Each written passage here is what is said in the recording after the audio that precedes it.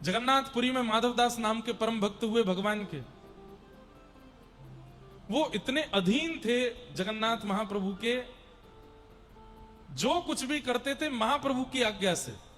आप कहोगे आज्ञा क्या, उनसे बोलते थे? हाँ, दुनिया को नहीं पता चलता था, पर महाप्रभु जी उनसे बोलते थे।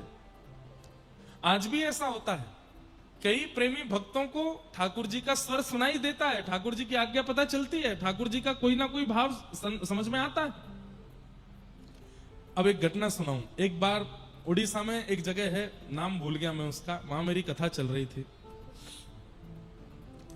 और तब इतनी संख्या में लोग तो नहीं होते थे कथा में, इससे आधे से भी आधा पंडाल था, और झमाझम जोर की बारिश। और जैसी बारिश प्रारंभ हुई तो बहुत अच्छा पंडाल बना था, लेकिन फिर भी भीतर पानी आने लगा। मेरे मंच के पीछे ऐसे ही जगन्नाथ जी विराज रहे थे।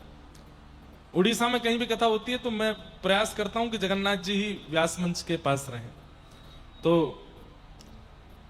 अब जो श्रोता थे कभी इधर से उठ के इधर जाएं, इधर से उठ के पीछे जाएं, जल उन पे गिरे, और मैं बढ़िया आनंद से कथा कर रहा था। थोड़ी देर में हमने देखा कि जो हमारे संगीतज्ञ उन पर भी जल आने लगा, ब्राह्मण लोग जो हैं उन पर भी जल आने लगा। थोड़ा थोड़ा आ रहा था, रिमझिम रिम, ज्यादा नहीं, बहुत हल्का हल्का, पता भी ना चले, ऐसी ओस जैसी गिर रही थी। हमने कहा हम बढ़िया हैं, हमारे ऊपर कुछ नहीं आ रहा। तो पीछे देखा तो मैंने कहा जगन्नाथ जी भी बढ़िया हैं। हम और जगन्नाथ जी, व्यास जी और व्यास जी के ठाकुर जी दोनों बच गए। इतना बोलते ही ऊपर पन्नी भर गई थी और दोनों पे ही जल गिरने लगा। वहां पीछे जगन्नाथ जी भीगे, आगे मैं भीगूं। और वो कथा ऐसी थी, हमने छतरी लेकर के कथा की थी ऐसे छतरी पकड़ करके जगन्नाथ जी और हम कथा कर रहे थे। तो ठाकुर जी कहीं ना कोई कैसा ना कैसा अनुभव करा ही देते हैं। तो श्री माधवदास जी, एक बार की बात, काशी में एक बहुत बड़े विद्वान थे, बहुत ध्यान से सुनना, बड़ी अच्छी लीला है। जो ठाकुर जी को समर्पित होते हैं, ठाकुर जी उनके साथ कैसी लीला करते हैं, कैसे उनकी रक्षा करते हैं, ध्यान से सुनो। तो काशी में एक बहुत बड़े विद्वान थे, और वे अपनी विद्वत्ता का एक एक क्रम करते थे। क्या? दूसरे विद्वानों को जाकर के हराना और उनसे विजय पत्र लिखवाना, सामने वाले को शास्त्रार्थ में हरा देना और उससे एक पत्र लिखवाना कि मैंने इन व्यक्ति से अपनी हार स्वीकार की है और ये जीत गए हैं, मैं हार गया हूं, आइंदा ये कभी भी मेरे शहर में आएंगे, इनकी पूरी रहने खाने पीने सोने की सब सेवा मैं करूंगा, और ये मेरे आचार्य हैं, मैं इनका शिष्य हूं। ऐसा करके पूरा पत्र लिखवा लेते थे और नीचे हस्ताक्षर। और जब कभी भी उस शहर में जाना होता था, वो पत्र दिखाते उस व्यक्ति को, हाँ भाई सेवा करो हमारी। सब लोग इधर देखो, ध्यान से सुनो।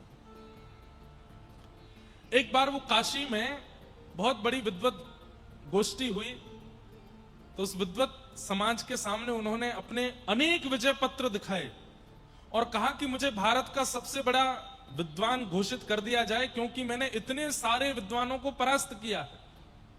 तब एक व्यक्ति खड़ा होकर के बोला, आपने माधवदास जी को हराया कि नहीं हराया? बोले ये कौन है? बोले वैसे तो ये उत्तर प्रदेश कन्नौज के निवासी हैं, पर कुछ वर्षों से जगन्नाथपुरी में महाप्रभु जगन्नाथ जी के पास रहते हैं, बहुत अच्छे विद्वान। इन्हें अगर आप हरा दो और इनसे विजय पत्र यदि आप लिखवा लो, तो हम आपको भारत का सबसे बड़ा विजेता विद्वान घोषित कर देंगे। ध्यान से सुनिएगा। लेकिन भक्त का बंधुओं एक स्वरूप होता है कि वो विवाद से बचेगा। अगर कहीं विवाद हो रहा है और ठाकुर जी का भक्त यदि वहां पहुंच जाए ना, तो तुरंत क्षमा मांग लेगा, तुरंत कान पकड़ लेगा, तुरंत हाथ जोड़ लेगा। उसकी गलती नहीं है तो भी उसको विवाद नहीं चाहिए, सब समाधान हो जाए, संवाद कर लो, विवाद मत करो। इन्होंने जैसे ही माधवदास का नाम सुना तो बोले ठीक है, मैं जाता हूं जगन्नाथपुरी और उसको हरा करके उससे विजय पत्र लिखवा के लाऊंगा, उसके बाद आप भारत का सबसे बड़ा विद्वान मुझे घोषित करेंगे? बोले हाँ बिल्कुल करेंगे। वो ब्राह्मण काशी से निकले। माधवदास जी तो बेचारे ठाकुर जगन्नाथ जी को पूर्ण समर्पित थे। विद्वान जगन्नाथपुरी पहुंचा और उसने जगन्नाथपुरी आकर के ढूंढा, कहां है माधवदास? लोगों ने बता दिया और ये माधव दास जी की कुटिया में पहुंचे और कुटिया के भीतर जाकर के माधव दास जी को बताया, मैं काशी से आया हूं, बहुत बड़ा विद्वान हूं, ये देखो मैंने इतने सारे लोगों को हराया है, मैंने सुना है तुम बहुत बड़े विद्वान हो, आओ शास्त्रार्थ करो मेरे साथ। माधव दास जी हाथ जोड़ के बोले, भगवान शास्त्रार्थ करके आप मुझे हराना चाहते हैं, स्वयं जीतना चाहते हैं? बोले हाँ। तो मैं अपनी हार पहले ही स्वीकार कर लेता हूं, आपके चरण पकड़ता हूं। आप जीते मैं हारा, आपकी विजय हुई। सब लोग इधर देखो, यहां देखो, आपकी विजय हुई, मैं हार गया। माधव दास जी ने तुरंत कहा, मुझे बताइए क्या करना है? ये शास्त्रार्थ आदि रहने दीजिए, प्रेम से विराजिए, महाप्रसाद पाइए, ठाकुर जी का दर्शन कीजिए। मुझे हराने से अगर आपको कुछ मिले तो मैं अपनी हार स्वीकार करता हूं। ब्राह्मण बोले, नहीं नहीं, शास्त्रार्थ करो। भगवान, अब शास्त्रार्थ में समय व्यर्थ होगा, इतनी देर हम जगन्नाथ जी का दर्शन कर लेंगे ना, मैं हार स्वीकार करता हूं अपनी। बोले अच्छा, तो ये विजय पत्र लिखो। बोले हाँ मैं लिख देता हूं। क्या लिखना है? बोले तुम लिखो, ये अमुक नाम के ब्राह्मण काशी से आए थे, जगन्नाथपुरी में आकर के इन्होंने शास्त्रार्थ में मुझको हरा दिया है। और माधव दास जी लिख रहे हैं, आज के बाद ये जब भी जगन्नाथपुरी आएंगे, इनकी पूरी रहने खाने पीने की सेवा मैं करूंगा, और ये मेरे आज से गुरु हैं, मैं इनका शिष्य हूं। काशी के समस्त विद्वानों से मेरी प्रार्थना है, कृपा करके इनको भारत का सबसे बड़ा विद्वान घोषित कर दिया जाए, माधव दास। माधव दास जी ने पूरा लिख दिया। लिख करके कहा, भगवान हो गया? हाँ दो। पढ़ के देखा, वाह बहुत बढ़िया, लाओ महाप्रसाद पवाओ। महाप्रसाद पवाया, जगन्नाथ जी का दर्शन कराया। माधव दास जी ने प्रणाम किया, भगवान बड़ी कृपा, आते रहिएगा आप। बोले जी।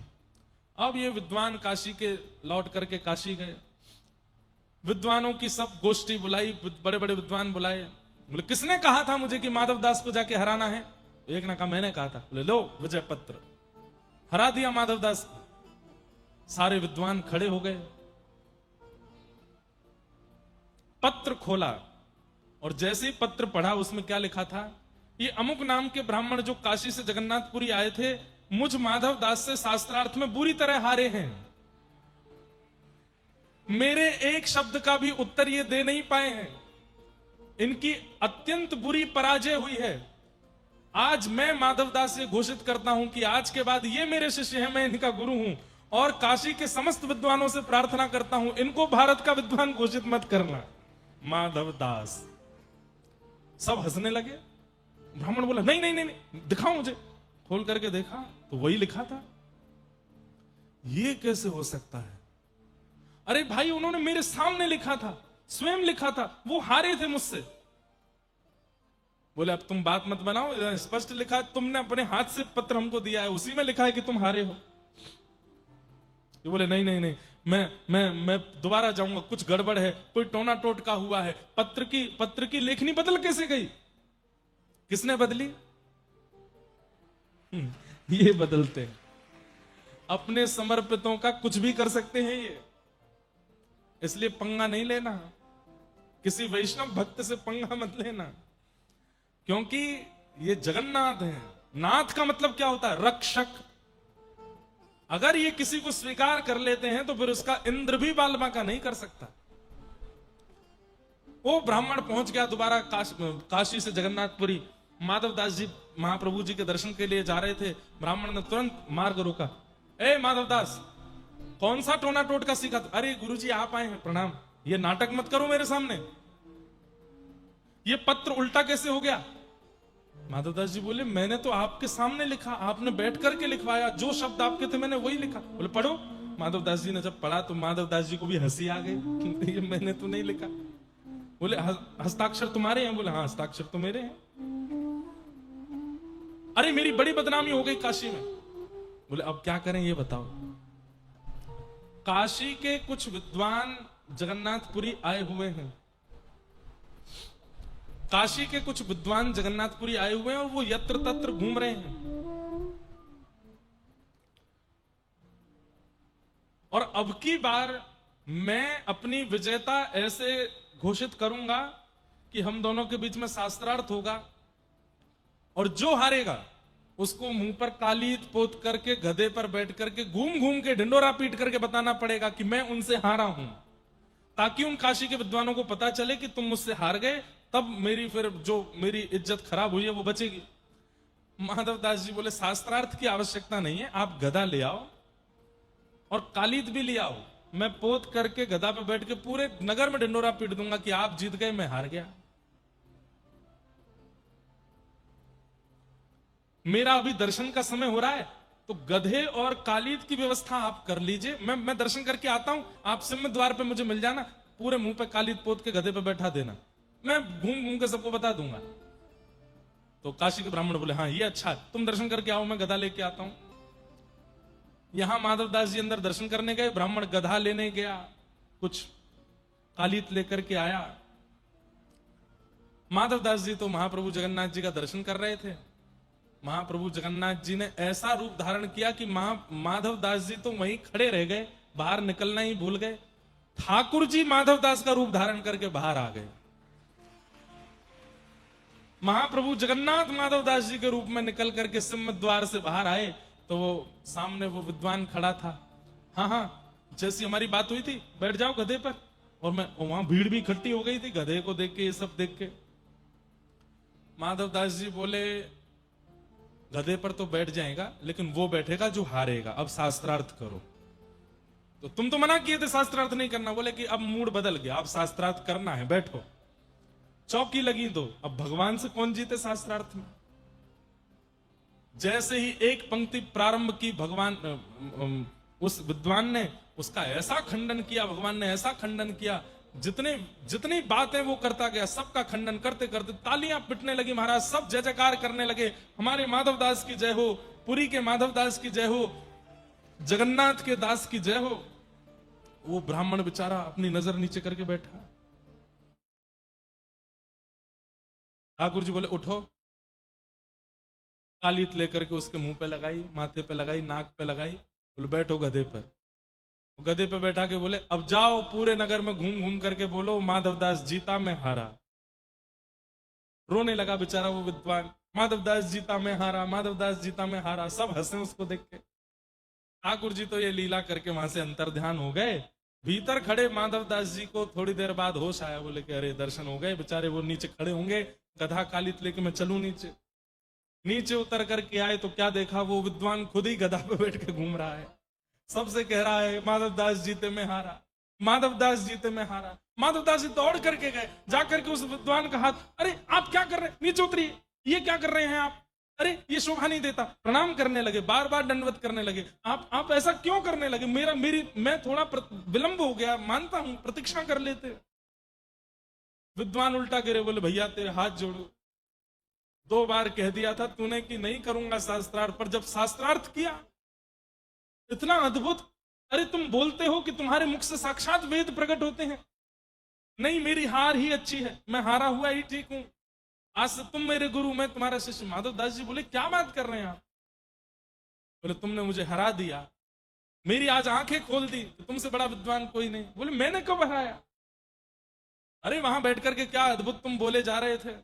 माधवदास जी सुन करके सब समझ गए, पत्र की लेखनी बदल जाना और मेरे दर्शन के समय बाहर आकर के शास्त्रार्थ करने, ये सब कालिया ठाकुर ने किया है, ये सब महाप्रभु जगन्नाथ जी की कृपा है। हाँ, भीतर जाकर के जगन्नाथ जी के सामने रोए माधवदास जी, नाथ उस विद्वान की केवल एक ही तो उम्मीद थी कि उसको यश चाहिए, और वो यश देने के लिए मैं पूर्ण रूपेण तैयार था, क्यों नहीं देने दिया। बोले यश चाहिए तो दुनिया में बहुत जगह है, जाकर के यश ले ले, मेरे भक्त का अपमान करके यश लेने के लिए कोई आएगा, मैं कदापि सहन नहीं करूंगा।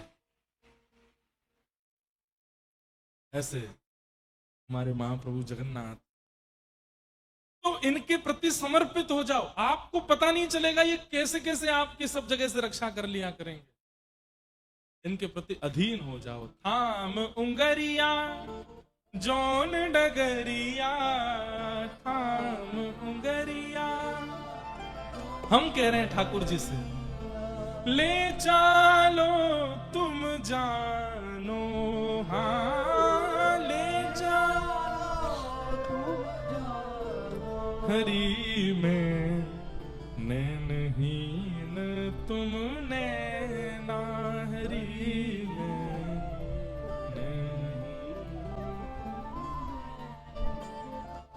श्री जगन्नाथ महाप्रभु की। ऐसे हमारे प्यारे ठाकुर जी हैं, बड़ी कृपा करते हैं। सवै पुंसां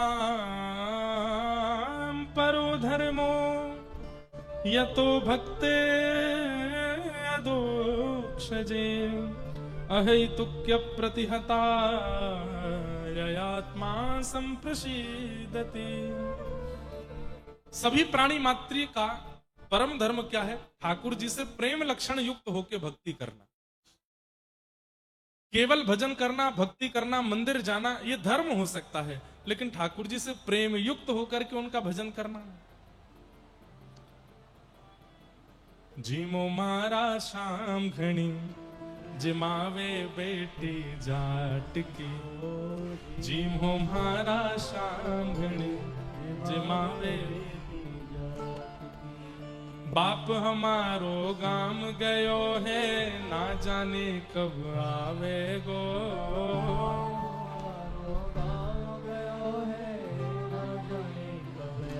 कर्माबाई कह रही हैं जगन्नाथ जी से, वाके भरोसे बैठो रहो तो भूको ही रह जावेगो। वाके भरोसे, ये पद तो मारवाड़ी में पर मैंने ब्रजभाषा में गा दिया है। आज जमाऊं थाने खींचड़ी, फिर कल आगे क्या है? आगे राबड़ी घाट की है, क्या है? छाछ की। रबड़ी छाछ से बनती है? राबड़ी, अच्छा मतलब वो, अच्छा मुझे लगा रबड़ी। जीमो मारा शाम घड़ी जमावे बेटी जात की, थाली भर के लाई खींचड़ो ऊपर की बात की। जीमो मारा शाम घड़ी जमावे बेटी। यही है जगन्नाथ। अब एक तो होता है कि हम भोग लगाते हैं ठाकुर जी का, वो धर्म है, लेकिन कर्माबाई ठाकुर जी से कह रही है कि हमारे पिताजी के हाथ से तो आप प्रेम से पाते हो, और पिताजी हमारे भरोसे आपको छोड़ के गए हैं, तो आप 3 दिन हो गए भोग नहीं लगा रहे हो। अरे ये मोटे मोटे गाल आपके सब पिचक जाएंगे, पतले दुबले हो जाओगे, फिर पिताजी आकर के आपको कहीं छोड़े आएंगे, दूसरे गोपाल जी ले आएंगे, प्रेम से पाले हो। अरे इतने बड़े बड़े राक्षसों को मारते हो, बल चाहिए उसके लिए खिचड़ी तो खानी पड़ेगी ना। अच्छा या मैंने घी डाल दूं, या मैं नेक और कचू काजू बादाम पिस्ता डाल दूं, नेक और पौष्टिक कर दूं, तब तो पाओगे। इतने प्रेम से पुकार रही है ठाकुर जी को, ठाकुर जी दौड़े चले आए। ये क्या है? ये परम धर्म है। आप केवल अपने नियम का ध्यान रखते हैं, इतने बजे उठा देना है, ये पोशाक पहना देनी है, इतनी आरती कर देनी है, थाली धर देनी है, बढ़िया पर्दा कर देना है, स्तुतियों का पाठ करना है, पर्दा खोल के भोग उठाना है, ऑफिस जाना है, दफ्तर जाना है, और रात में आके ठाकुर जी को सुला देना। ये धर्म तो है, ये भक्ति तो है, लेकिन प्रेम शून्य के कारण परम धर्म नहीं है। ठाकुर जी को बहुत प्रिय नहीं लगता होगा। आप धर्मयुक्त हो जाओगे, आप इसके द्वारा पुण्य की प्राप्ति कर लोगे, लेकिन परमात्मा नहीं मिलेंगे इस ऐसी वाली भक्ति से। उसके लिए तो प्रेम करना पड़ेगा, प्रेम युक्त भक्ति करनी पड़ेगी। अच्छा एक बात मैं कहूं, उड़ीसा में जब जब मैं कथा करने आता हूं, अधिकतर मेरे पास एक ही प्रश्न आता है,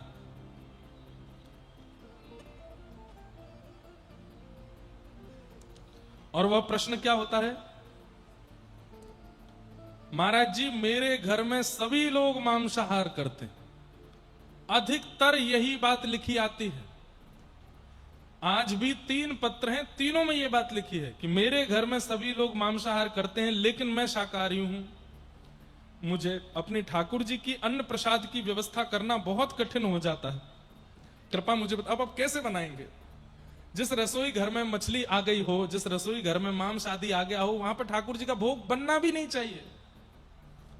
ऐसी स्थिति में हम भैया यही निवेदन कर सकते हैं कि ठाकुर जी को फलाहारी रखो, फल का भोग लगाओ, और ठाकुर जी के साथ साथ आप भी एक समय तो फलाहारी करो। और घर वाले वो भी नहीं करने देते तो फिर क्या बताएं, छुप छुप के ही फलाहार करो, नहीं खाओ एक समय। हमारे ठाकुर जी नहीं पाते तो हम कैसे पाए? और इस फलाहार व्रत का एक ही प्रण लीजिए, कि हमारे घर के समस्त लोगों की बुद्धि सुधरे और वे मांसाहार का त्याग करें। कल मेरे पास में कोई एक भैया आए और उन्होंने भी आकर के मुझे समझाया, बोले महाराज जी हम यहाँ भुवनेश्वर, कटक आदि सब जगह युवाओं को देखते हैं, युवा कथा में भी आते हैं, युवा कथा में आकर बैठते भी हैं, 7 दिन पूरी कथा भी सुनते हैं, लेकिन वापस लौट करके जाते हैं, आहार को नहीं बदलते। सब खाएंगे, सब पिएंगे, कथा भी सुनेंगे, सब खाएंगे, सब पिएंगे, जगन्नाथपुरी भी जाएंगे, सब खाएंगे, सब पिएंगे, रथ यात्रा में भी जाएंगे, उसका कोई लाभ नहीं है। ये तो ऐसे ही मानो कि आप शुगर की दवाई खाते हो लेकिन सुबह उठते ही जलेबी भी खाते हो। दवाई का क्या औचित्य है? कोई फर्क नहीं पड़ने वाला। अरे एक बात मेरी बहुत ध्यान से सुन लीजिए, जितने लोग इस पंडाल में बैठे हैं, आप लोगों से मैं कह सकता हूं, बाहर के लोगों की जिम्मेवारी मेरी नहीं है। विवाह के बाद पति अपनी पत्नी के लिए बदलना शुरू कर देता है, पत्नी अपने पति के लिए बदलना शुरू कर दे। ब्याह से पहले ऐसे नहीं थे वे, लेकिन एक दूसरे के साथ रहने के लिए थोड़ा बदलाव करते हैं। पत्नी को जो नहीं अच्छा लगता पति वो नहीं करता, हो जाते हैं तो बच्चों बेचारे उनको सुलाते रहते हैं, वो रोते रहते हैं, अपनी नींदें उड़ा देते हैं उन बालकों के लिए। ब्याह के बाद पति पत्नी के लिए, संतान हो जाने के बाद फिर करके माता पिता को पूछना बंद कर देते हैं, तब उनके द्वारा होने वाली पीड़ा में भी उम्मीद ना रखने का त्याग, सब जगह त्याग किया जाता है। लेकिन महाप्रभु जगन्नाथ जी के होने के बाद हम मांस नहीं छोड़ सकते उनके लिए, सबके लिए त्याग कर देते हैं, एक दूसरे के लिए इतना बड़ा सब कुछ छोड़ देते हैं। क्या परमात्मा के लिए हम किसी जीव को खाना नहीं छोड़ सकते? इतनी बड़ी बात है। अरे मर जाएंगे क्या कि अगर हम जीव नहीं खाएंगे तो? अरे ये दुनिया में सामग्री कम है क्या खाने की? हम बस इतना निवेदन करेंगे, आहार की शुद्धि कर लीजिए, महाप्रभु जी इसी से ही प्राप्त हो जाएंगे। जैसा खाओ अन्न वैसा होवे मन, जैसा होवे मन वैसे होवे विचार, जैसे होवे विचार वैसी होवे क्रिया, जैसी होवे क्रिया वैसी होवे गति। सब आहार पर निर्भर है। कई बार हमें लगता है कि आहार गलत खाने वाले व्यक्ति का व्यवहार तो अच्छा ही है, नहीं, एकांत में उसके मन में क्या विचार विकार चल रहे हैं हम नहीं जानते। इसलिए आहार को शुद्ध करना पहले प्रारंभ कीजिए। आहार शुद्धौ सत्व शुद्धि, सत्व शुद्धौ ध्रुवा स्मृति। आहार की शुद्धि बहुत आवश्यक है। और आहार की शुद्धि, आहार तो उसको बोला जाता है दाल चावल रोटी सब्जी, इनको आहार कहा जाता है। मांस तो आहार है ही नहीं, हम लोगों का आहार नहीं है वो।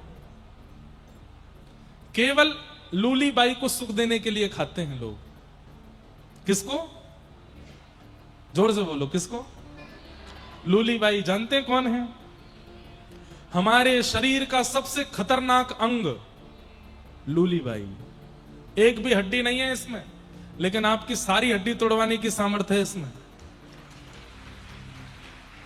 एक भी हड्डी नहीं है इसमें, लेकिन आपके समग्र हड्डियों को,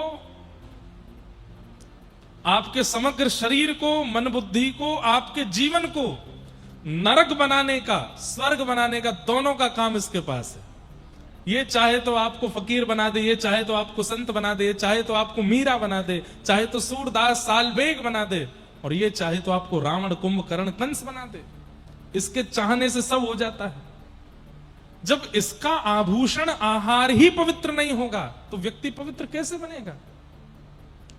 ये तन भगवान का मंदिर है, इसको कब्रिस्तान मत बनाओ मुर्दों को खा करके, इसमें अभक्ष भक्ष सेवन करके इसको अपवित्र मत कीजिए। मैंने कुछ गलत कहा?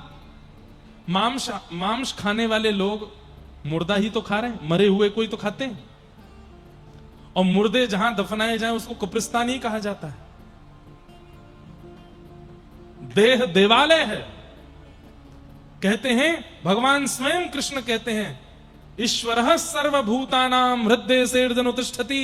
हे अर्जुन, मैं सबके हृदय में निवास करता हूं। जब पता है कि हृदय में ठाकुर जी निवास करते हैं, मंदिर में कभी मांस नहीं लेके जाता कोई, मंदिर में कभी कोई अशुद्ध वस्तुओं का प्रवेश नहीं कराता, तो फिर हम इस देह में क्यों कराते हैं?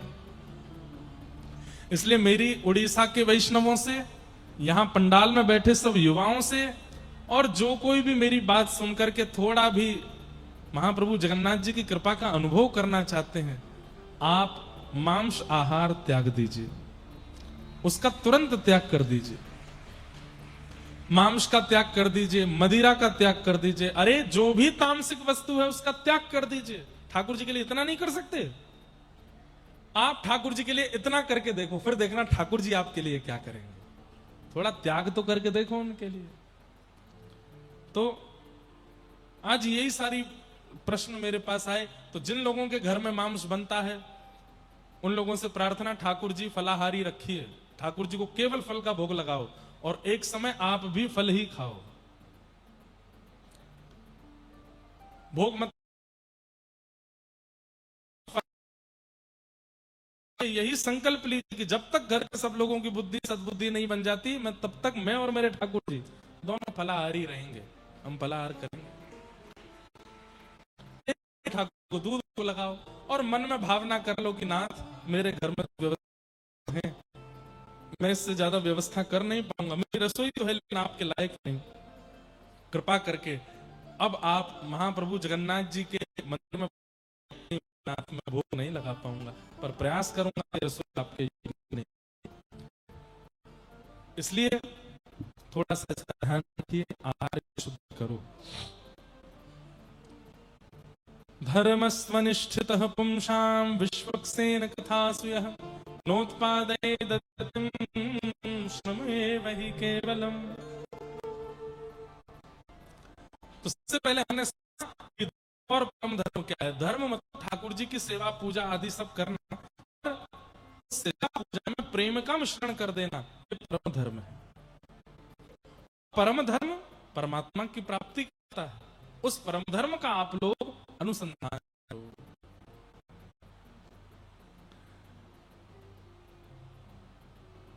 भगवान की कथा सुनने में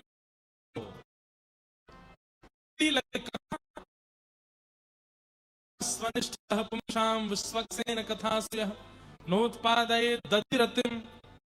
ठाकुर की कथा सुनने में रत्ती लगाओ। ये कथा ही है जो हमारे मन को, चित्त को, बुद्धि को पवित्र कर सकती है, भगवत प्राप्ति में योग्य बना सकती है। जो जीवन की थाक को मिटावे उसी को कथा कहते हैं।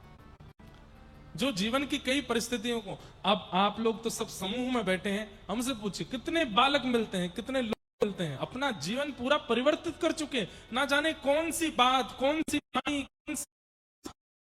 कौन सी उनको छू जाता है और सब छोड़ करके भगवत अनुरागी हो जाते हैं। कथा में बड़ी सामर्थ्य है, इसलिए मन लगा करके नित्य कथा सुना कीजिए। इस प्रकार सूत जी महाराज अनेक ज्ञान उपदेश करते हुए भगवान के 24 अवतारों का वर्णन करते हैं। भागवत जी की रचना क्यों हुई इस कथा को सुनाते हैं। वेद व्यास जी महाराज ने मानव कल्याण के लिए 18 उप पुराण, 18 महापुराणों की रचना की। यजुर्वेद, ऋग्वेद, सामवेद, अथर्ववेद, चतुर्वेदों की रचना की, महाभारत की रचना की।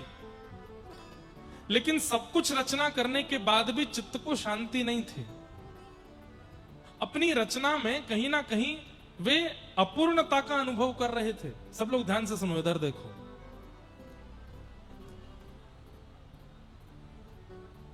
व्यक्ति को पता चल जाता है कि मैंने जो क्रिया की है वो उचित है कि नहीं। हर व्यक्ति को पता चल जाता है, लेकिन वो फिर भी सबसे पूछता है, ठीक तो रहा ना, ठीक तो किया ना। सामने वाले कहते हाँ हाँ बहुत अच्छा था। अच्छा सुनने के बाद भी अच्छा नहीं लगता। अच्छा क्यों? हर व्यक्ति को पता होता है कि मैंने जो क्रिया की, मैंने जो बात बोली, मैंने जो काम किया, मैंने जो कुछ भी मेरे द्वारा हुआ वो उचित था कि नहीं। हर व्यक्ति को पता चल जाता है। पाप करने वाले व्यक्ति को अंदर से आवाज आने लगती है, गलत किया। घर में कभी तेज आवाज में किसी से बात कर लेते हैं, माता पिता को उत्तर दे दिया बच्चों ने, तब तो गुस्से में दीवार पटक करके चले जाते हैं, लेकिन बाद में उनको रिग्रेट होता है। उसी समय से मन से आवाज आने लगती है, गलत किया। हमारी माँ है, हमने ऐसे क्यों बोला, उनसे नहीं बोलना चाहिए था। सबको बोध होता है, लेकिन एक इतना भयंकर राक्षस हमारे अंदर है, ईगो, वो तुरंत आगे आ जाता है। कुछ गलत नहीं किया, भले ही गलत किया हो, फिर भी तू क्षमा नहीं मांगेगा, वो और बिगड़ने देता है, और बिगड़ने देता है, उस चीज को और बिगड़ने देता है। भगवत आधीन व्यक्ति में ये ईगो नाम का राक्षस नहीं होता। अगर उससे कोई गलती हो भी जाती है तो वो तुरंत क्षमा के लिए भागता है कि मुझे क्षमा करो। एक बात कहूं बंधुओं, बहुत ध्यान से सुनना। अपराध करने के बाद में सबको पता चल जाता है कि मैंने गलत किया, लेकिन उस गलती का इतना रिग्रेट हुआ कि अब मन में सोच रहे हैं कि इसका समाधान क्या करूं, इसको मैं ठीक कैसे करूं। यदि ऐसी प्रवृत्ति आपकी बन रही है तो यह समझ जाना कि ठाकुर जी की दृष्टि आप पर है, इसलिए आप सुधरना चाहते हैं। लेकिन कई लोग ऐसे होते हैं, अपराध करने के बाद, पाप करने के बाद, गलत करने के बाद भी स्वीकार नहीं करते, उसको खींचते रहते हैं, उसको लंबा होने देते हैं, उसको चलने देते हैं सालों साल तक। यही मानना चाहिए कि ठाकुर जी की दृष्टि नहीं है उसके ऊपर, इसलिए परिवर्तन करना चाहता नहीं। भगवत दृष्टि अधिकारी जो हो जाता है, उसके अंदर तुरंत इच्छा प्रकट होने लगती है कि इसका समाधान हो, इसका विश्राम हो, इसका कोई नियोजन निकले, ये इतना लंबा खिंचे ना। इसलिए ये ईगो जो है, इसको एक भाषा में स्वाभिमान भी कहते हैं। ये एक अभिमान का विशेष रूप है, स्वाभिमान। स्वाभिमान होना चाहिए, लेकिन उसमें भी विवेक होना चाहिए कि स्वाभिमान किस रूप में रखें। जैसे एक बहुत सुंदर स्वाभिमान है कि मैं किसी के आगे हाथ नहीं फैलाऊंगा, मैं किसी के आगे भिक्षा नहीं मांगूंगा। इसका मतलब अकड़ नहीं है, ये एक स्वाभिमान है। ऐसा हो सकता है, अच्छा भी है। कई विषय में स्वाभिमान अच्छा है, पर कई विषय में अच्छा नहीं है। पति पत्नी के विषय में भी स्वाभिमान अच्छा नहीं, वहां पर भी स्वाभिमान ही है जिसके कारण उन दोनों का कलेश समाप्त नहीं होता। दोनों में से एक स्वाभिमान का भी त्याग कर देता है ना, तो संबंध बहुत लंबा समय तक चलता रहता है। और जब दोनों में स्वाभिमान आ जाता है तो उस संबंध का अंत निश्चित होता है। इसलिए स्वाभिमान का त्याग करो। कभी किसी को गलत बोल देते हैं, कुछ गलत कर देते हैं, उसके बाद में यदि पता चलता है कि मैंने गलत किया, तो कोई कुछ बिगड़ेगा नहीं आपका। जाइए उसके पास बैठ के थोड़ी बात कर लीजिए, थोड़ा कह दीजिए अच्छा ठीक है, सॉरी, हो गया हमसे, अब इसको खींचो नहीं, चलो अच्छी अच्छी बातें करो, अच्छे अच्छे काम करो, थोड़ी देर खेलो, उसको समाप्त करो, लंबे समय तक मत रखो। क्योंकि हर व्यक्ति को पता होता है कि मैंने क्या गलत किया, क्या ठीक किया। श्री वेदव्यास जी महाराज ने 17 महापुराण लिखे हैं। 18वां अभी लिखा नहीं है, लेकिन इतना सब कुछ लिखने के बाद भी 18 उपपुराण, 17 महापुराण, 4 वेद, महाभारत, सब कुछ रचना करने के बाद भी मन में संतुष्टि नहीं आ रही है। कई ऋषि, कई संत, कई लोग आकर के महिमा मंडन करते हैं कि वाह व्यास जी आपने कितना सुंदर लिखा, कितना सुंदर लिखा। लेकिन इतना सुंदर सुनने के बाद भी व्यास जी को लगता है सब प्रशंसा कर रहे हैं, लेकिन मेरे मन को संतोष नहीं है। तभी व्यास जी के पास नारद जी का आगमन होता है और नारद जी महाराज आकर के व्यास जी से कहते, क्या बात है, इतने दुखी क्यों बैठे हैं? बोले देखो ना, मैंने कितने ग्रंथ पोथियां लिख दी, लेकिन मन अशांत है, मन में संतुष्टि नहीं है। हर उस व्यक्ति को यह बात सुननी चाहिए जिसका मन अपनी क्रिया से असंतुष्ट रहता है। अच्छा, कई जगह पर संतोष करना भी नहीं चाहिए और कई जगह ऐसी है वहां पूर्ण संतोष रखना चाहिए। कौन कौन सी जगह है जहां पर संतोष करना चाहिए? सबसे पहला, भोजन में संतोष करो। जैसा बना है ठीक है, भोजन के लिए नहीं खाना है, जीने के लिए भोजन करना है। कई लोग भोजन के लिए जीते हैं और कई लोग जीने के लिए भोजन करते हैं। कौन सा अच्छा है, जीने के लिए खाना कि खाने के लिए जीना? जीने के लिए पाओ, उसमें संतोष करो, जो मिल जाए उसको पाओ। पीली दाल मिल गई पालो, बैगन की सब्जी है पालो, आलू की सब्जी है पालो, टिंडे बने हैं पा लीजिए। एक विचित्र टिंडा होता है, हमारे यहां बोलते चप्पल टिंडा होता है ना, होता है ना, होता है कि नहीं? चप्पल टिंडा होता है ना। इनको ज्यादा पता है, खाते रहते हैं। लौकी घिया मिल जाए खाओ, जो प्राप्त हो जाए उसमें संतोष करो। कोई कभी कभी बहुत अच्छा बन जाए तो उसमें भी संतोष करो। भोजन में, अन्न में संतुष्ट होना चाहिए। दूसरा, धन में संतुष्ट होना चाहिए। जितना मिल रहा है, जो प्राप्त हो रहा है, ठीक है, भगवान कृपा करेंगे, हम परिश्रम करेंगे तो हमारे परिश्रम के अनुसार हमको मिलेगा, लेकिन हम संतोष करें। और चाहिए और चाहिए और चाहिए और चाहिए और चाहिए, यह नहीं होना चाहिए। धन में संतोष करो। तीसरा, संबंधों में संतोष करो। जो संबंध मिला है, पत्नी का, पति का, बच्चों का, परिवार का, मित्र का, उसमें संतुष्ट रहो, संतोष करो। दूसरा मुझसे अच्छा है ऐसा नहीं सोचो, आपके पास जो है वो बहुत अच्छे हैं, उनमें संतोष करो। असंतुष्ट किसमें रहना चाहिए? अब ये सुनो, कौन कौन सी क्रिया है जिसमें संतुष्ट नहीं होना चाहिए? पहला, पढ़ने में कभी संतुष्ट मत हो। अच्छा देखना, उल्टे हैं हम लोग। जो मैंने पहले बात की उसमें हम संतुष्ट रहते हैं, और जो अभी बात कहेंगे इसमें सब लोग संतुष्ट नहीं होते। 4 पन्ने पढ़ने के बाद बच्चा, बहुत पढ़ लिया, थक गए, अब तो इतना पढ़ लिया, मां कहां तक पढ़े इसको। अच्छा, आज एक नया और बन गया, फोन चलाने में भी संतुष्ट हो जाना चाहिए। थोड़ी देर चलाने के बाद बंद कर दो भाई, थोड़ी देर उसको रख दो। और आजकल तो युवाओं से ज्यादा वृद्धों के फोन ज्यादा चलते हैं। घर के दादा दादी पूरे दिन चार्जर ही ढूंढते रहते हैं। अरे दादी सुबह ही तो चार्ज किया था आपने फोन, डिस्चार्ज हो गया, रील देख रही थी ये बूढ़ों को ज्यादा लगा है चस्का फोन देखने का। उसमें भी संतोष करो। तो 4 हो गए वहां पे संतोष में। हाँ, जितनी देर देख लिया, जितना देख लिया बस करो, ठीक है। और असंतुष्ट किसमें रहना चाहिए? अध्ययन में।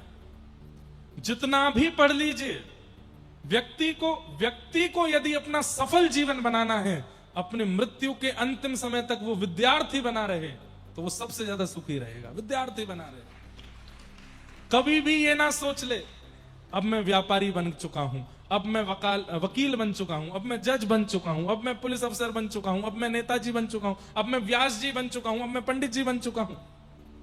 मैं अभी भी विद्यार्थी हूं। आज भी मुझे अर्जन करने की इच्छा है, आज भी मुझे ग्रहण करने की इच्छा है। आप भी कुछ अच्छा बताइए, आप भी कुछ मधुर बताइए। नित्य अर्जन करने की इच्छा रखो। अर्जनात अर्जुन, अर्जुन का मतलब क्या है? जो हमेशा अर्जन करना चाहता है, ग्रहण करना चाहता है विद्या को, उसी को अर्जुन कहते हैं। सावधानी से सुन लीजिए। पति की बात होती है तो उबासी आने लगती है सबको। सबको तो नहीं आ रही, 2-4 दिख गए मुझे। तो अध्ययन में असंतुष्ट होना चाहिए। दूसरा, भजन में असंतुष्ट होना चाहिए। 12 माला होते ही महाराज उबासी आने लग गई, अंगड़ाई आने लग गई। कथा सुनते हैं, कभी ऐसे कभी ऐसे, कभी कोई पीछे ऐसे सोफा वाले तो सो ही जाते हैं। इतने संतुष्ट हो जाते हैं 10 मिनट की कथा से ही ये लगता है कि बस हो गया, अब तो संपूर्ण हो गया हमारा। भक्ति से सदैव असंतोष रखना चाहिए। नहीं, अभी बहुत कम है, और करना। नामाचार्य हरिदास ठाकुर बंगाल में हुए, और उनका सिद्ध बकुल, आप लोग जाएंगे जगन्नाथपुरी तो वहां दर्शन करिएगा। सिद्ध बकुल अपने हाथ से लगाए थे। भगवान की दातुन प्रसादी मिली थी महाप्रभु जगन्नाथ जी की, उसी को पृथ्वी में गाड़ा तो सिद्ध बकुल वृक्ष हुआ। जब जाएंगे आप जगन्नाथपुरी तो वहां हरिदास ठाकुर के स्थान का दर्शन करना, गंभीरा का दर्शन करना महाप्रभु जी के। नामाचार्य हरिदास ठाकुर का नियम था, प्रत्येक दिन 3 लाख महामंत्र जाप करते थे। कितने? 3 लाख। हरिदास ठाकुर जन्म से म्लेच्छ परिवार से थे, यमन कुल से थे। तो यवनों को यह बात अच्छी नहीं लगी कि हमारे कुल खानदान का बालक और ये हिंदुओं के देवता का भजन करने लगा। बहुत प्रयास किए, कोड़े मारे, जाने क्या क्या किया उनके साथ, लेकिन उन्होंने नाम नहीं छोड़ा। तब एक प्रयास किया, एक नगर वैश्या को उनको अपमानित करने के लिए और उनका अपयश करने के लिए एक नगर वैश्या को बुलाया कि तुम इनके कुटिया के भीतर जाओ और इनसे चिकनी चुपड़ी बातें करो और बस इनका मन जीत लेना और फिर जोर से हल्ला कर देना, हम पूरे गांव को लेकर के आएंगे। सब जब देखेंगे कि कोई नाम वाम नहीं, कोई भजन वजन नहीं है, सब इनको जब तुम्हारे साथ देख लेंगे तो इनका अपयश हो जाएगा और उस अपयश से हमारा भला होगा, गांव के लोग ही मिलकर इनको मार देंगे। नामाचार्य हरिदास ठाकुर बैठे हैं, नाम जप कर रहे थे, तभी वो वैश्या आकर के भीतर बैठ गई। उसके रूप रंग चाल ढाल को देख के हरिदास ठाकुर समझ गए कि किस भाव से आई है, कौन है। आपने इशारा करके कहा बैठो। नामाचार्य हरिदास ठाकुर नाम जप रहे हैं, करते करते करते करते वो वैश्या, अरे अब छोड़ भी दीजिए, कब से आप नाम जप कर रहे हैं, थोड़ा मुझसे बातें कर लीजिए, मैं आपसे मिलने आई हूं। हरिदास ठाकुर बोले, देवी तुम्हारी मन की जितनी इच्छाएं हैं सब पूरी करूंगा मैं, लेकिन मेरा नियम है, मैं अपना नाम जब पूरा कर लूं उसके बाद बात करूंगा। संतुष्ट नहीं हो रहे हैं अपने नाम से। अच्छा हाँ हाँ ठीक है, आप अपना नाम कर लो, मैं बैठी हूं प्रतीक्षा करती हूं। प्रतीक्षा करते करते करते करते करते आधी रात निकल गई। वैश्या उठ करके कहे, अभी और कितना है, अभी चल रहा है, चलो। सुबह पक्षी चहकने लगे, भोर हो गई, सूर्योदय हो गया और बाहर सब लोग खड़े थे, वो हल्ला करेगी तो हम भीतर जाएंगे। वैश्या बोली, और कितनी समय लगेगा आपको? बोले, देवी मेरा तो 3 लाख नाम जप का नियम है ना, तो सुबह ब्रह्म मुहूर्त में शुरू होता है और अगले दिन के ब्रह्म मुहूर्त में 3 लाख पूरे होते हैं और अगले ही क्षण 3 लाख दोबारा शुरू हो जाते हैं। तुम अभी थोड़ी देर के लिए जब सोई थी तभी मेरे नाम पूरे हुए, मैंने तुम्हारी ओर देखा तो तुम सो गई थी, तो मैंने अगली 3 लाख की नाम जपमाला शुरू कर दी, अब ये 3 लाख पूरे होंगे तब बात करूंगा। वैश्या सोचने लगी, अजीब आदमी है, मेरा रूप मेरा सौंदर्य कोई देख ले वो स्थिर नहीं बैठ सकता और मैं इसके सामने बैठी हूं और ये अभी भी ये क्या लकड़ी घिस रहा है या नाम जप कर रहा है, ऐसा क्या है इस नाम में? मैं संध्या में आऊंगी तब तक नाम हो जाएगा। बोला, हाँ समय से आ जाना, जैसे ही मेरा 3 लाख नाम पूरा हो तुरंत आ जाना, तभी मैं तुमसे बात करूंगा। अब कितने बजे होगा? बोले, ये कैसे बताऊं, तो कभी भी हो सकता है। ठीक है, मैं थोड़ी देर आराम करके फिर से आती हूँ। वैसे सोची कि अभी और बढ़िया श्रृंगार करके जाऊंगी, ऐसे चटक मटक बातें करूंगी, छोड़ देगा नाम को। थोड़ी देर बाद आराम करके थोड़े घंटों बाद और श्रृंगार करके जब गई, जाकर के बैठ गई। आज बात कीजिए ना मुझसे। बोले, देवी बस नाम चल रहा है। कितना रह गया है? बोले, 1 लाख और रह गया है, 1.5-2 घंटे 3 घंटे 4 घंटे लगेंगे, बैठो। करते करते करते करते करते करते करते फिर रात हो गई। वैश्या को फिर नींद आ गई। थोड़ी देर बाद आंख खुली, हो गए? बोले, हो गए थे, तुम सो गई थी, तो तीसरे शुरू हो गए। वो वैश्या बोली, ऐसा क्या है इस नाम में, ऐसा क्या है इस नाम में जिसको आप छोड़ते नहीं है? ऐसा क्या रस मिल रहा है, या ऐसा क्या आपको प्रेम मिल रहा है, ऐसा क्या भाव मिल रहा है? और बंधुओं, भक्ति यहीं से प्रारंभ होती है। ये भक्ति का प्रारंभ है कि हमारे मन में ये इच्छा प्रकट हो गई, ऐसा क्या है जगन्नाथ जी में, ऐसा क्या है महाप्रसाद में, ऐसा क्या है कथा में, ऐसा क्या है इनके नाम में जो इतने लोग दीवाने। यहीं से प्रारंभ होती है भक्ति। और वो वैश्या यही सोचते हुए जा रही है। बाहर लोगों ने कहा, तूने फिर हल्ला नहीं किया? बोले, अरे उसका नाम ही नहीं पूरा होता, वो नाम ही करता रहता है। आज नींद नहीं आई और मन में सोचने लगी, मैं संतुष्ट करने के और संतुष्ट होने के सारे तरीके जानती हूं, लेकिन मैंने इतना संतुष्ट व्यक्ति नहीं देखा। सोता नहीं है, खाता नहीं है, केवल नाम करता रहता हूं, नाम से संतुष्ट हो रहा है। ऐसा क्या है इस नाम में? आज जब पूरी रात यही सोचती रही तो अगले दिन कोई श्रृंगार करके नहीं गई है, नेत्रों में आंसू भर के ले गई है। मैंने आज तक अपने रूप से, यौवन से, तन से सबका घर बिगाड़ा है, मैंने सबका जीवन बर्बाद किया है। लेकिन आज मुझे पता चला मैंने सबका जीवन बर्बाद नहीं किया, मैंने अपना जीवन बर्बाद किया है। आज नामाचार हरिदास ठाकुर के पास जाकर के कहती है, ये नाम मुझे सुना दीजिए। जैसी लगन आपकी लगी हुई है, जैसा प्रेम आपका नाम में होगा, वैसा मेरा भी कर दीजिए। तब हरिदास ठाकुर, अच्छा जितनी देर वो वैश्या बैठी रहती थी ना, हरिदास ठाकुर क्या करते थे, प्रत्येक नाम के बाद नाम भगवान से प्रार्थना करते थे, हे नाम भगवान इस पर कृपा करो, इस पर कृपा करो, इस पर कृपा करो, इसकी मति को शुद्ध करो, इसके विचारों को पवित्र करो। तभी मैंने अभी थोड़ी देर पहले कहा ना कि जब व्यक्ति को अपनी गलतियों का बोध होने लग जाए, अपने व्यवहार को सुधारने की इच्छा प्रकट हो जाए, तो समझ जाना या तो आचार्य या फिर ठाकुर किसी ने तो देखा है आप, तभी बदल रहे हो, अपने आप नहीं बदल सकता कोई। माता पिता पीछे पड़े रहते हैं बच्चों के, भजन किया कर, थोड़ा मंदिर जाया कर, कथाएं सुना कर, नहीं सुनेगा वो आपके कहने से। जब आचार्य की या ठाकुर की उस पर दृष्टि पड़ेगी, उसी दिन सुनेगा वो। सौभाग्यशाली हैं जितने लोग यहां बैठे हैं, सब पर दृष्टि पड़ी है, इसलिए सुन रहे हो, इसीलिए बैठे हो। कल हमारे जो यजमान जी वो कह रहे थे, महाराज जी एक व्यक्ति भी उठ के नहीं जाता। मैंने कहा यही कृपा है कि उठ के नहीं जा रहे हैं, प्यास लगती तो भी नहीं जा रहे, किसी को वॉशरूम जाना तो भी नहीं जा रहे। मैंने कहा इतनी तटस्थता कथा के प्रति तभी बनती है जब महाप्रभु जी दृष्टि भर के देख लेते। व्यक्ति कहां इतनी देर रुक सकता है, कैसे रुक पाओगे आप लोग, नहीं रुक सकते। हरिदास ठाकुर ने पता क्या किया, तुरंत अपने आसन से उठ करके खड़े हो गए और बोले, लाली मैंने इस कुटिया में लाखों नाम जप किए। और नामाचार्य हरिदास ठाकुर का एक नियम और था, 3 लाख नाम प्रतिदिन करते थे। 30 दिन में कितने नाम हो गए, 30 दिन में कितने नाम हो गए, 90 लाख। तो 30 दिन में उनकी जो संख्या होती थी वो 1 करोड़ पहुंचती थी। क्यों?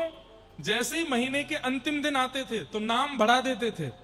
क्यों? 1 करोड़ करना, महीने में 1 करोड़ नाम करते थे। आज हरिदास ठाकुर बोले, लाली इस कुटिया में मैंने करोड़ों नाम किए हैं, अब मैं कहीं और जा रहा हूं, इस कुटिया में तुम रहो और यहीं रह करके भजन करो। और श्री हरिदास ठाकुर वहां से चले गए और वो वैश्या वहां रहने लगी। अरे इसे कहते हैं चमत्कार। चमत्कार वो नहीं कि आपने कभी कोई कबूतर प्रकट कर दिया, खूब सारे कुछ कर दिए, वो सारे चमत्कार नहीं होते हैं, वो जादू हो सकते हैं। चमत्कार इसको कहते हैं कि जिस वैश्या को देख करके पहले लोगों के चित्त में मलिनताएं आती थी, लोगों के मन में दुर्भाव प्रकट होते थे, लोगों के मन में इच्छा पूर्ति की भावना प्रकट होती थी, आज नामाचार्य हरिदास ठाकुर की कृपा ऐसी हुई, नाम भगवान की ऐसी कृपा हुई कि अब वह वैश्या जब अपनी कुटिया से बाहर निकलती है तुलसी को जल देने के लिए, जो राह से निकलता है उसको देख लेता है, उसी के चित्त में हरि प्रकट हो जाते हैं, भजन करने की इच्छा प्रकट होने लगती है। ऐसी कृपा,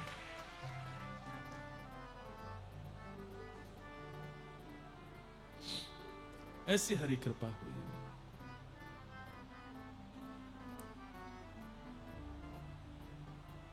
जो सुख पायो राम भजन में, जो सुख, कबीरदास जी का पद है, जो सुख पायो राम भजन में, जो सुख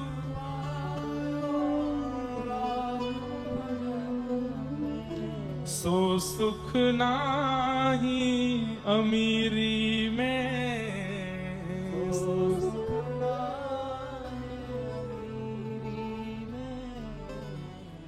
मन लाग्यो मेरो यार फकीरी में, मन लाग्यो मेरो यार। गोस्वामी तुलसीदास जी कहते हैं, जो मोहे राम लागते मीठे, तो नव रस सठ रस रस अनरस है जाते सब सीठे। अभी ठाकुर जी मीठे लगे नहीं है, इसलिए छेना पोड़ा अच्छा लग रहा है, इसलिए गुलाब जामुन बढ़िया लग रहा है, इसलिए रसगुल्ला अच्छा लग रहा है। इसलिए दुनिया भर के व्यंजन बढ़िया लग रहे हैं, दुनिया भर की विषय अच्छे लग रहे हैं, दुनिया भर के लोगों की बातें अच्छी लग रही हैं। जिस दिन ये मीठे लग गए, बाकी सब अनरस लगेगा, किसी में रस है ही नहीं, ऐसी स्थिति हो जाएगी।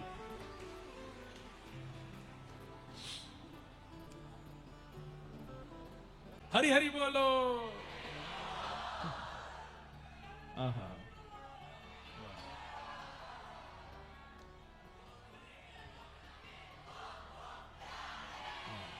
बैठ जा लाला, लैपटॉप खोल ले, काम कर ले अपनो, बैठ जा। देखो कैसे कैसे प्रेमी लोग कहते हैं समय नहीं मिलता हमको कथा में आने का। देखो इन युवाओं से सीखिए, बेचारे यहीं लैपटॉप बैठ के काम भी कर रहे हैं, मीटिंग भी अटेंड कर रहे हैं, कथा भी सुन रहे हैं। ठाकुर जी के लिए अवकाश नहीं है तो फिर ठाकुर जी को भी आपके लिए अवकाश नहीं, बहुत बिजी हैं वो। जब ठाकुर जी के लिए कोई समय नहीं निकालता ना, और फिर कभी ठाकुर जी के पास जाके कहता है नाथ मुझ पर रक्षा, ठाकुर जी कहते हैं आई एम वेरी बिजी, चलो जाओ, तीनों लोगों का भार मेरे ऊपर है, इतना समय नहीं मेरे पास, चलो जाओ। लेकिन जब कोई अत्यंत व्यस्तता में से भी ठाकुर जी के लिए समय निकालता है, तो ठाकुर जी भी उसके लिए समय निकालते। अच्छा, तो बात क्या चल रही थी? मन लाग्यो मेरो यार फकीरी में, मन लाग्यो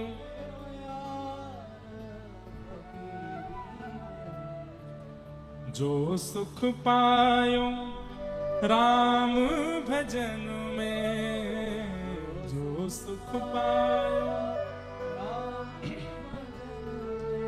सो सुख नाही अमीरी में, सो सुख नाही। मन लाग्यो मेरो यार फकीरी में, मन।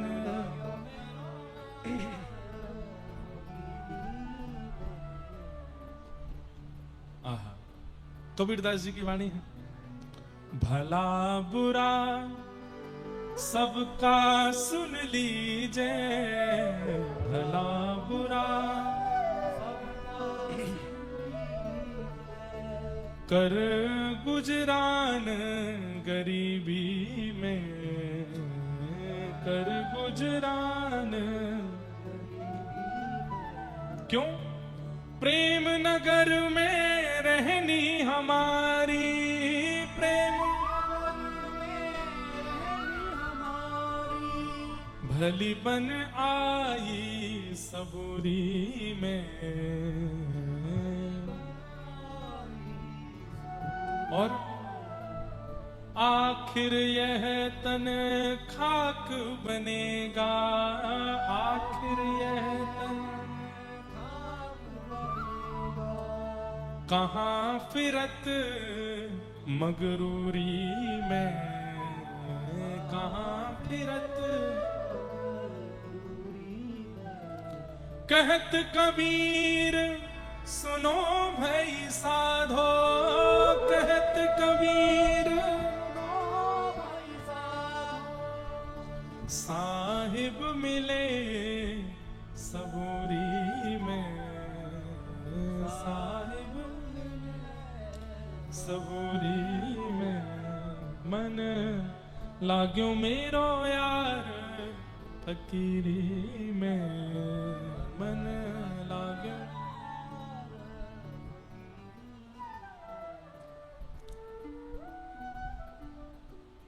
अद्भुत है। तो व्यास जी को अपनी रचनाओं से प्रसन्नता है पर संतुष्टि नहीं। भजन में कभी संतोष नहीं करना चाहिए। चाहे जितना हम भजन कर लें, जितनी हम कथा सुन लें, जितनी बार जगन्नाथ दर्शन कर लें, जितनी बार महाप्रसाद पा लें, तब भी मन में अधूरापन लगना ही चाहिए। नहीं, अभी इतना नहीं किया, अभी इतना नहीं हुआ, अभी इतने नहीं हो गया है। भजन में असंतुष्ट रहना चाहिए। कितने बातें बताई थी हमने असंतुष्टि की? पहली, अध्ययन में असंतुष्ट रहना चाहिए। दूसरा, भजन में असंतुष्ट रहना चाहिए। तीसरा, माता पिता गुरु और हरि की सेवा में असंतुष्ट रहना चाहिए। माता पिता के चरण दबाए, 5 मिनट बाद मन भरने लगे, ना, दबाते रहो। केवल चरण दबाना ही सेवा नहीं होती। निज मन मुकुर सुधार, श्री गुरु चरण सरोज रज।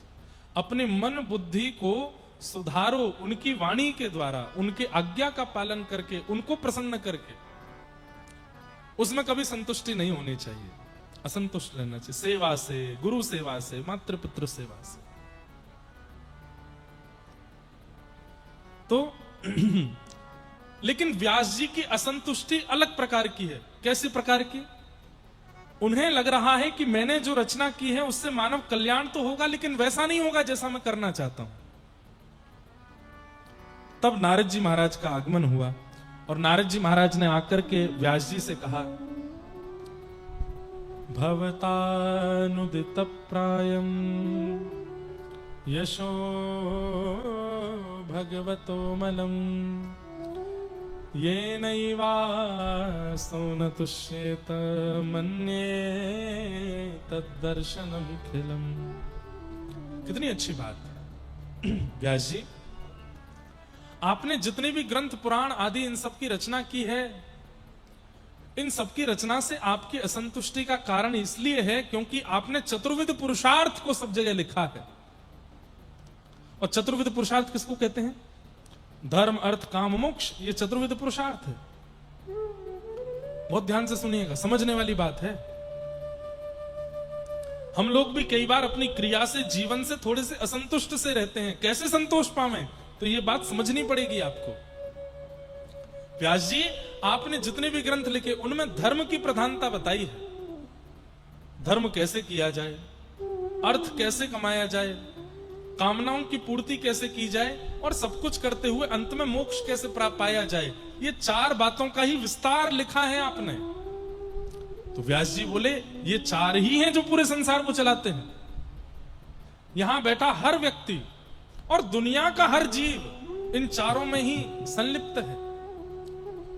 कोई 4 कर रहा है या फिर कोई 4 में से कोई एक कर रहा है। जैसे कोई धर्म के मार्ग पर ही चलता है, शास्त्र ऐसा कहते हैं, धर्म ऐसा कहते हैं, गुरु आज्ञा ऐसी कहती है, ऐसा ही रहना चाहिए, ऐसा ही खाना, ऐसा ही पहनना, धर्म। कोई व्यक्ति अर्थ के मार्ग पर चलता है, यहां से कैसे कमाया जाए, इससे कैसे कमाया जाए, यहां से कमाई कैसे होगी, उसके दिमाग में यही चलता है, कमाई कैसे होगी। अर्थ के लिए जी रहा है, केवल धन। दूसरा है काम, यानी कि कामनाओं की पूर्ति। कोई केवल अपनी कामनाओं के लिए ही जी रहा है। मुझे उस ब्रांड के कपड़े पहनने हैं, मुझे तो वो वाला शहर घूमना है, मुझे वहां का वो खा के देखना है, उसका स्वाद कैसा है। वो कामनाओं में ही जीते हैं। हमारे तो बहुत दुनिया के लोगों से पाले पड़ते हैं ना, ऐसे वाले लोग भी बहुत देखे हैं जिनकी केवल कामनाएं ही रहती हैं। सुबह का नाश्ता साउथ इंडियन होना चाहिए, दोपहर का भोजन राजस्थानी होना चाहिए, रात का भोजन कैसा होता है, रात का भोजन पंजाबी होना चाहिए। वो कामनाओं में ही जीते हैं। ये तो वो बातें हैं जो मैं बोल सकता हूं। कामनाएं तो बहुत भयंकर भी होती हैं लोगों की। ऐसी ऐसी कामनाएं भगवान श्री कृष्ण गीता में कहते हैं, ध्यायतो विषयाम पुंसः संगस्तेषुपजायते, संजात संजायते कामः, कामः क्रोधो भिजायते, क्रोधात् भवति सम्मोह, सम्मोहात् स्मृति विभ्रम, स्मृति भ्रंशात् बुद्धिनाशो, बुद्धिनाशात् प्रणश्यति। ठाकुर जी कहते हैं व्यक्ति का नाश प्रारंभ कहां से होता है?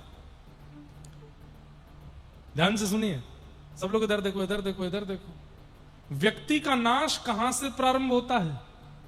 ठाकुर जी कहते हैं ध्यायतो विषयाम पुंसः। कहां से नाश प्रारंभ होता है?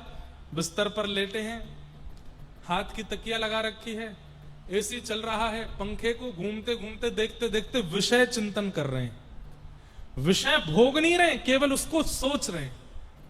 काश मैं ऐसा कर लूं, काश मैं ये कर लूं, काश मैं ऐसा कर लूं।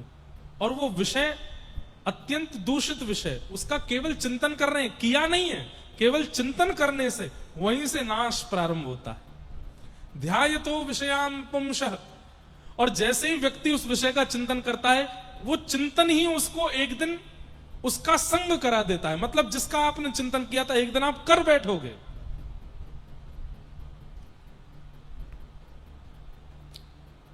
जेल में बड़े बड़े पत्रकार जाते हैं और वहां कैदियों से पूछते हैं, तुमने उसका वध क्यों किया?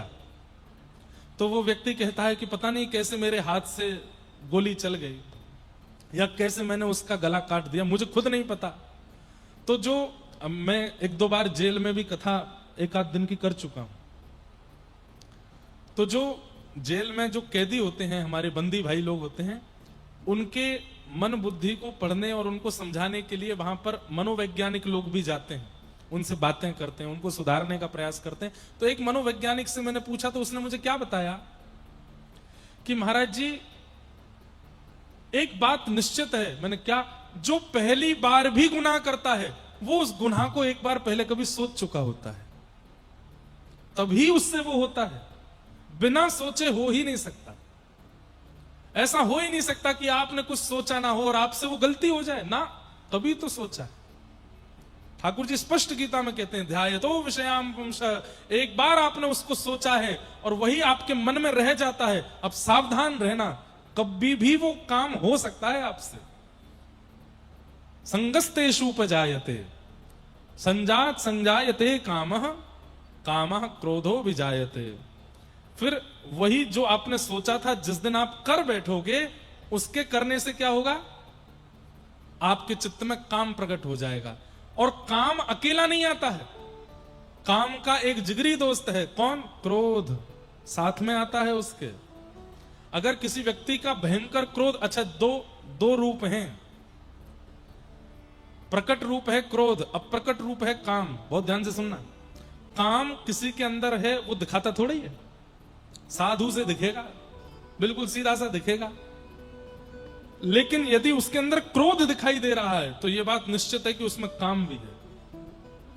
कामात् क्रोधो विजायते, और क्रोधात् भवति सम्मोह, क्रोध से सम्मोह जन्म लेगा, मोह जन्म लेगा। सम्मोहात् स्मृति विभ्रम, सम्मोह से स्मृति भ्रमित हो जाती है, और स्मृति भ्रंशात् बुद्धि नाशो, स्मृति भ्रम होती बुद्धि नष्ट हो जाती है। बुद्धि नाशात् प्रणश्यति, बुद्धि के नष्ट होते ही उसका पतन हो जाता है। पूरे स्टेप बता दिए ठाकुर जी ने। प्रारंभ कहां से हुआ? ध्यायतो, सोचने से। इसलिए हमारे यहां आज्ञा क्या करते हैं? ध्यान करो। किसका? श्री कृष्ण का। ध्यान करो किनका? जगन्नाथ का। ध्यान करो किनका? महाप्रभु जी का। ध्यान करो किनका? किशोरी जी का। क्यों? क्योंकि ध्यान में यदि वे ही बने रहेंगे, तो वे रह करके अन्य किसी विकार को आने नहीं देंगे, और विकार नहीं आएगा तो कभी आपका नाश नहीं होगा। इसलिए नित्य ठाकुर जी का स्मरण करते रहो, स्मरण करते रहो।